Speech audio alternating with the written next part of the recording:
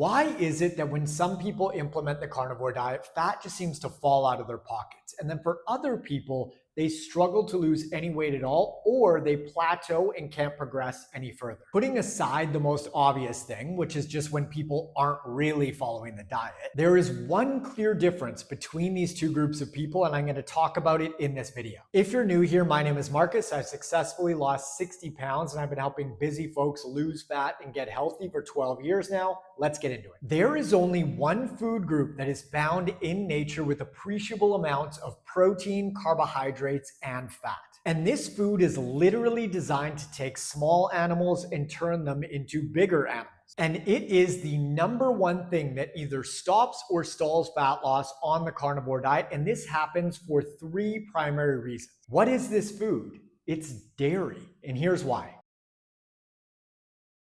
If someone said to you that they give you $100 for every quarter-pound burger patty that you ate, would you opt for regular burger patties or would you go for burger patties with cheese on them? Easy decision, right? The cheeseburgers, because the dairy increases the palatability of the beef, which is just a fancy way of saying that it makes it taste better via added flavor and texture. The most interesting thing about this little thought experiment is that we can eat more cheeseburgers than we can regular burgers. Yet the cheeseburgers are higher in caloric content, meaning in certain instances, adding more calories to our meals via dairy can make us eat even more calories, which is completely counterintuitive, right? Because we tend to think that adding more calories to our meals makes us feel proportionately more full. But with dairy specifically, it can actually be the opposite, which is pretty fascinating when you think about it.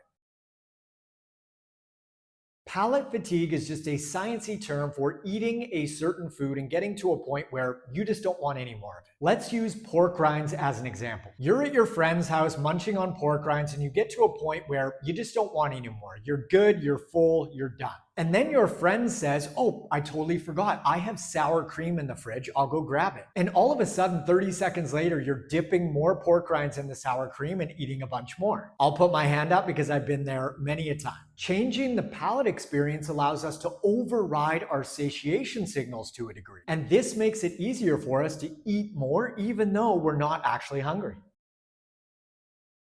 Dairy is extremely convenient in the sense that we typically don't have to really prepare it in order to eat it. Because whether it's cheese, butter, yogurt, cream, or milk, it's in the fridge just ready for consumption. Whereas something like steak requires cooking. And I don't know about you, but if I think to myself, am I truly hungry enough right now to cook a steak? Versus, could I nibble on some cheese? I mean, I could pretty much always nibble on some cheese. But I've really got to want the beef in order to go through the process of cooking it. Now, sometimes you see carnivore folks biting bricks of butter. And if you digest it well and your primary goal is to heal some sort of health issue, that might potentially serve you. But if your goal is fat loss, butter is probably not a choice that is really going to serve you because it's not all that filling and it's really calorie dense. For example, if we compare 500 calories of eggs with 500 calories of butter, the eggs are going to fill you up exponentially more. The same goes for something like cheese. Cheese is not all that filling per unit of energy. So when fat loss is a priority, you might want to strongly consider at least limiting your dairy consumption, or possibly even eliminating it for say 2 to 4 weeks and seeing how your body responds.